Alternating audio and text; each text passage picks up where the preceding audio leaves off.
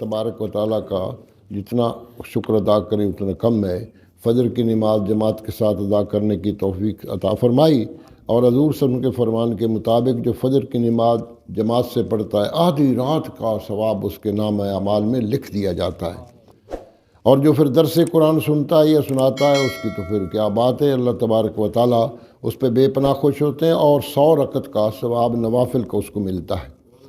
آج الحمدللہ سورۃ ہود کی آیت نمبر 17 اور 18 ان دو کا ترجمہ کرنے کی توفیق اللہ تعالیٰ عطا فرمائے۔ دعا ہے کہ اللہ تعالیٰ اس کو قبول فرمائے۔ ایک ہی آیت بنتی ہے، 17 آیت، بس ایک پوری آیت ہے۔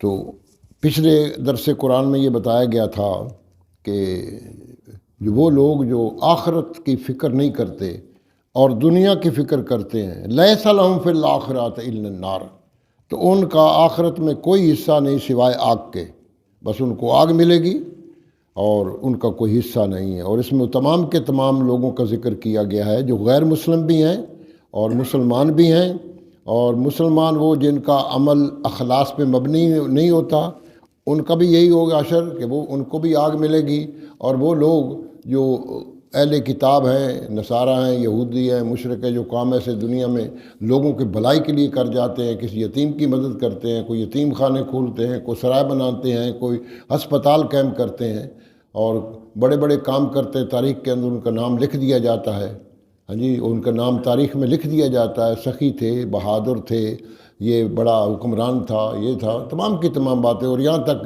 کہ ان کا نام قیامت تک کے لیے کتابوں میں بھی رہے گا، اور ان کے نام کی بنی ہوئی جو بڑے اچھے شرفاء عامہ کے کام ہیں وہ ان کے نام سے اسی طرح قائم رہیں گے۔ جیسے یہاں ہمارے لاہور کے اندر گلاب دیوی ہے اور سر گنگا رام ہے، تو اللہ نے ان کے نام کو قائم کر دیا، ان کو یہیں سب کچھ مل جائے گا، لیکن آخرت میں ان کا کوئی حصہ نہیں ہے۔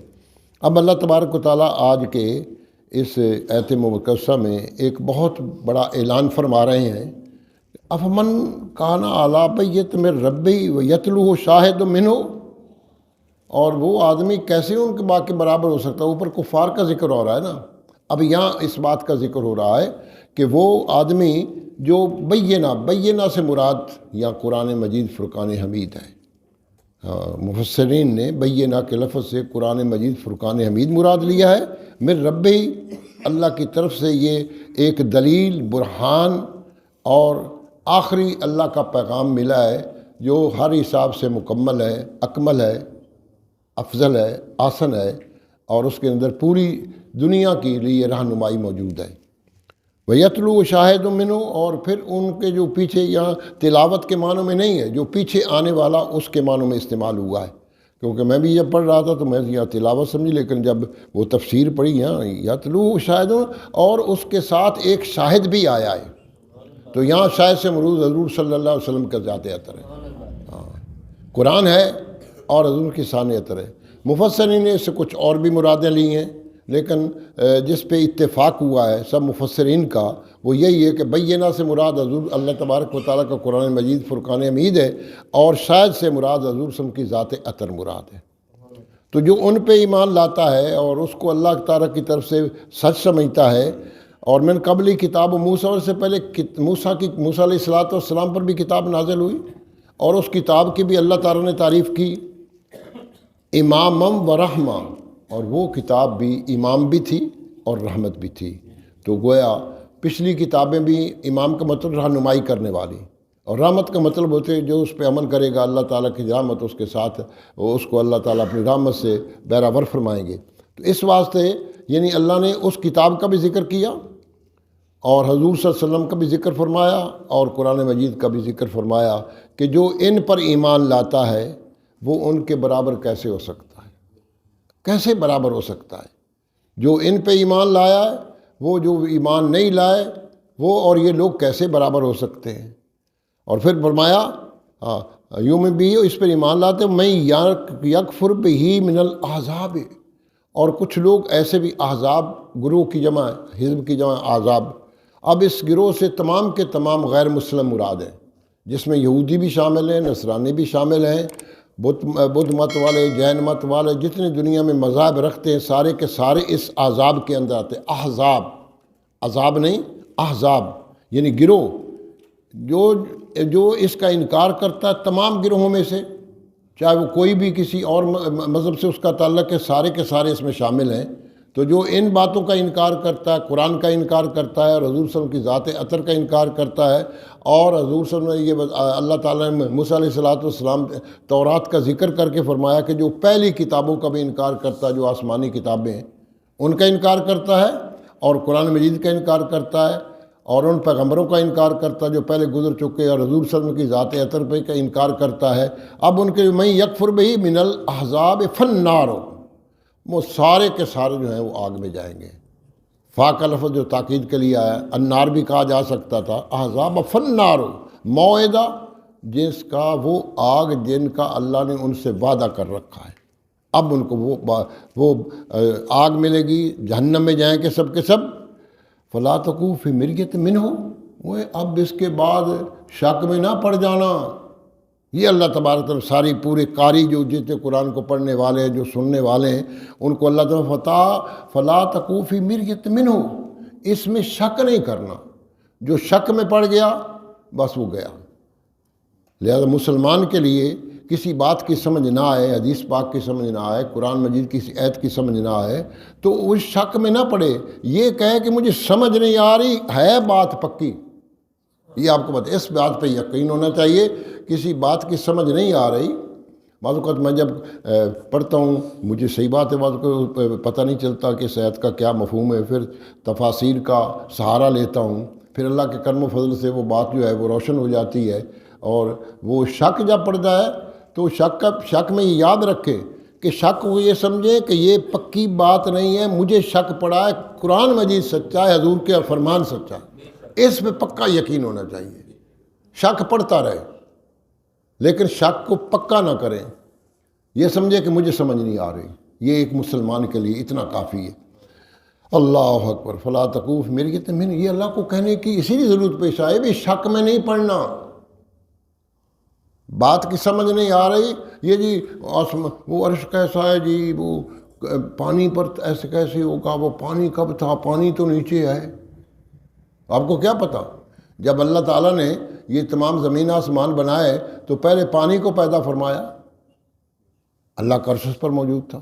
اس لیے کسی بات کا پتہ نہ چلے تو یہ سمجھے، اور یہی مسلمان کے لیے سرمایہ آخرت ہے کہ وہ ہر بات کو جو قرآن میں موجود ہے اور ان کا فرمان سنیں، اس پہ پکا ایمان لائے۔ انہ الحق، وہ یہ حق جے۔ اللہ نے پھر مزید اس پہ تاکید فرمائی، یہ جو بات میں کہہ رہا ہوں کہ اس میں شک نہ کرو، انہ الحق، یہ حق یہ کتاب جو میرے رب کا، آپ کے رب کی طرف سے۔ یہاں کا سے مراد پوری سننے والے بھی ہیں، اور حضور صلی اللہ علیہ وسلم کو خاص طور پہ کا کے لفظ سے پکار کے کہا کہ ان کو یہ آپ کا رب کہہ رہا ہے کہ یہ بات جس میں شک نہیں کرنا، اور یہ بات پکی اور سچی بات ہے۔ وَلَٰكِنَّ أَكْثَرَ النَّاسِ لَا يُؤْمِنُونَ، اس کے باوجود بھی اکثر لوگ ایمان نہیں لائیں گے۔ اس لیے اللہ نے بتا دیا، یہ جو آپ کو یہود نظر آ رہے ہیں، یہودی ہیں، عیسائی ہیں، بدھ مت کو، جین مت کو، مجوسی ہیں، آتش پرست ہیں، ستاروں کو ماننے والے ہیں، مشرک ہیں، کفار ہیں، دہریے ہیں، یہ کتنے زیادہ ہیں؟ مسلمانوں سے سب سے زیادہ ہیں۔ اس وقت باقی لوگوں کی تعداد مسلمانوں سے زیادہ ہے۔ لہذا قرآن مجید کو آپ یہ نہ سمجھے وَلَٰكِنَّ أَكْثَرَ النَّاسِ لَا يُؤْمِنُونَ، لوگوں میں سے اکثر ایمان نہیں لائیں گے۔ یہاں پر اکثر کا لفظ استعمال کیا گیا کہ باقی لوگ اس پہ ایمان نہیں لائیں گے۔ مسلمان جو ہیں وہ تو اللہ کی مہربانی، خوش نصیبی کہ ہم خاندانی طور پہ مسلمان ہیں، یہ اللہ کا بہت بڑا احسان ہے۔ اور سب سے بڑا اعزاز دنیا میں اگر کوئی اترا، میں نے مختلف جب پڑھا تو سوچا کہ دنیا میں سب سے بڑا اعزاز کون سا ہے جو انسان کو عطا کیا گیا ہے، وہ ہے حضور صلی اللہ علیہ وسلم کا امتی ہونا۔ اس سے بڑا کوئی اعزاز دنیا میں اللہ نے اتارا نہیں۔ باقی آپ دیکھیں نا، دولت ہے، منصب ہے، جاہ ہیں، بادشاہی ہیں، آتی جاتی رہی، سب ختم ہو رہی ہیں، سب ختم ہوتی جا رہی ہیں، سب بھی ختم ہوتی جا رہی ہیں۔ کہاں گیا فرعون، کہاں گیا نمرود، کہاں گیا شداد، کہاں گئے بڑے بڑے اور سارے دنیا پر حکومت کرنے والے؟ اگر نام باقی ہے تو قیامت تک کے حضور کے امتی کا نام ہوگا، اور قیامت والے دن سب سے زیادہ جنت میں جانے والے حضور سب کے امتی ہوں گے۔ اس لیے اللہ نے فرمایا وَلَٰكِنَّ أَكْثَرَ النَّاسِ لَا يُؤْمِنُونَ، اس سے گھبرانا نہیں تم لوگوں نے کہ اکثر لوگ تو مسلمان نہیں ہو رہے ہیں۔ دیکھو نا آپ کتنے لوگ یہاں بیٹھے ہیں اور کتنے اس وقت سوئے پڑے ہیں۔ یہ ایسی بات ہے، اللہ جو ہے وہ خاصوں پر انعام خاص کرتا ہے، باقی اللہ کی ساری مخلوق ہے، اللہ نے روزی بھی دینی، سب کو دے رہا روزی، سب کو پہنچ رہی روزی، لیکن یہ ذوق کی روزی، یہ حضور کی محبت کی، قرآن کے عشق کی، یہ جو ہے نا یہ روزی کسی کسی کو نصیب ہوتی ہے۔ تو دعا ہے کہ اللہ تبارک و تعالیٰ قرآن مجید کو پڑھنے کی، سمجھنے کی اور عمل کرنے کی توفیق عطا فرمائے۔ الصلاۃ والسلام علیکہ یا سیدی یا رسول اللہ وسلم علیکہ وعلی آلک وصحبک یا حبیب اللہ۔ الصلاۃ والسلام علیکہ یا شفیع المذنبین وسلم علیکہ وعلی آلک وصحبک یا رحمۃ للعالمین۔ الصلاۃ والسلام علیکہ یا وسیلتنا فی الدارین وسلم علیکہ وعلی آلک وصحبک یا جد الحسن والحسین۔ بسم اللہ الذی لا یضر مع اسمہ شیء فی الارض ولا فی السماء وهو السمیع العلیم۔ حافظ صاحب کی مہربانی ہے کہ انہوں نے آپ کو یہ کلمات روزانہ کلا کے آپ کو پکے کر دیے۔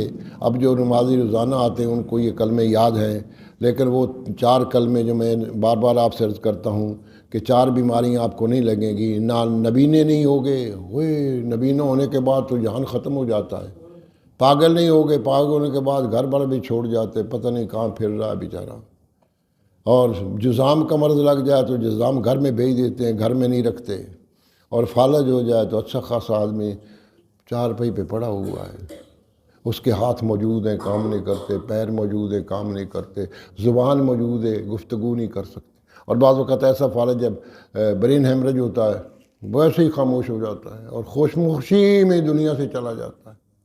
یہ 4 بڑی بیماریاں ہیں، بچنے کے لیے سب سے پہلے تو کہ آپ فرض نماز فجر کی پڑھی اور مغرب کی پڑھی تو صرف 3 دفعہ یہ کلمے کلا رہا ہوں تاکہ آپ کو یاد ہو جائیں، گھر والوں کو یاد کرائیں۔ وہ آسان سے کلمے ہیں، سبحان اللہ العظیم وبحمدہ ولا حول ولا قوۃ الا باللہ، سبحان اللہ العظیم وبحمدہ ولا حول ولا قوۃ الا باللہ۔ کیا ہے اس کلمے میں؟ اور یہ قبیصہ رضی اللہ تعالیٰ کی مہربانی، وہ حضور کے صحابی تھے، بوڑھے آ کے رونے لگے تو آپ نے عرض کیا یا رسول اللہ مجھے بڑا لمبا وظیفہ نہیں بتانا، چھوٹا سا بتانا ہے۔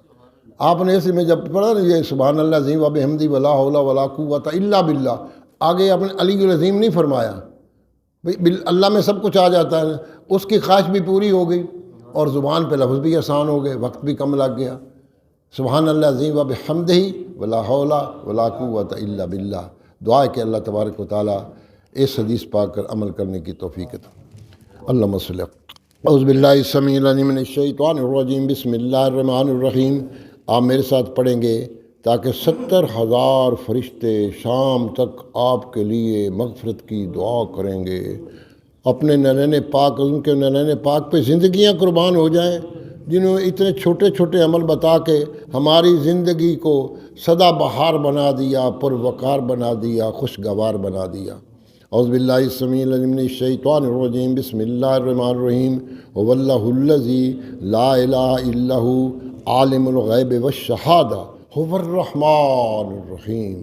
هو اللہ الذی لا الہ الا هو الملک القدوس السلام المؤمن المہیمن العزیز الجبار المتکبر سبحان اللہ عما یشرکون۔ هو اللہ الخالق البارئ المصور لہ الاسماء الحسنی یسبح لہ ما فی السماوات والارض وہو العزیز الحکیم۔ درود پاک۔ اللہم صلی علی محمد وعلی آل محمد کما صلیت علی ابراہیم وعلی آل انک حمید مجید۔ اللہم بارک علی محمد وعلی آل محمد کما بارکت علی ابراہیم وعلی آل انک حمید مجید۔ السلام علیکہ ایھا النبی ورحمۃ اللہ وبرکاتہ۔ یا اللہ یا رحمان یا رحیم یا حی یا قیوم برحمتک نستغیث۔ یا اللہ یا رحمان یا رحیم یا حی یا قیوم برحمتک نستغیث۔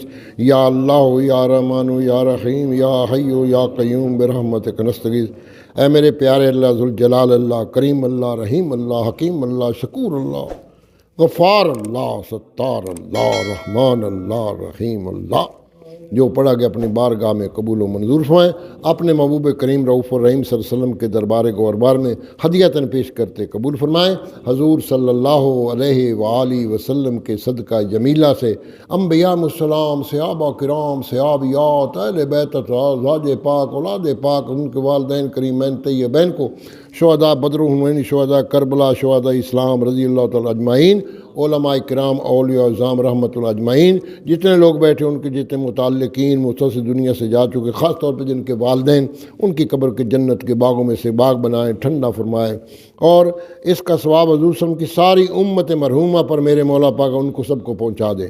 یعنی سب بیماروں کو شفائے عاجلہ کاملہ نصیب ہو، سب بیماروں کو شفائے عاجلہ کاملہ، سب بیماروں کو شفائے عاجلہ کاملہ نافع عطا فرما۔ یا الہی بے گھروں کو گھر اور بے اولادوں کو اولاد نرینہ بھی اور صالح اولاد عطا فرما، قرض داروں کے قرضے دور فرما دے، جتنے لوگ بیٹھے سب کو حلال روزی عطا فرما، حلال بھی ہو، وافر بھی ہو، آسان بھی ہو، اور پھر آپ کی راہ میں خرچ کرنے کی کشادہ دل بھی عطا ہو۔ پاکستان کو امن، سلامتی، خوشحالی کا گہوارہ میرے مولا پاک کا اس ملک کے پاکستان میں حضور صلی اللہ علیہ وسلم کا نظام نافذ فرما۔ عالم اسلام کی خیر، اول خیر، آخر خیر، ظاہر خیر، باطن خیر، جو لوگ دعا آپ سے کر رہے ہیں ان کی دلوں کا آپ کو علم ہے، سب کی پریشانیوں کو دور فرما دے، سب کو سیراب کر دے، سب کو شاداب کر دے۔ ربنا آتنا فی الدنیا حسنۃ وفی الآخرۃ حسنۃ وقنا عذاب النار۔ ربنا تقبل منا انک انت السمیع العلیم وتب علینا انک انت التواب الرحیم۔ سبحان ربک رب العزۃ عما یصفون وسلام علی المرسلین والحمد للہ رب العالمین، وصلی اللہ تعالی علی حبیبہ محمد وآلہ واصحابہ اجمعین برحمتک یا ارحم الراحمین۔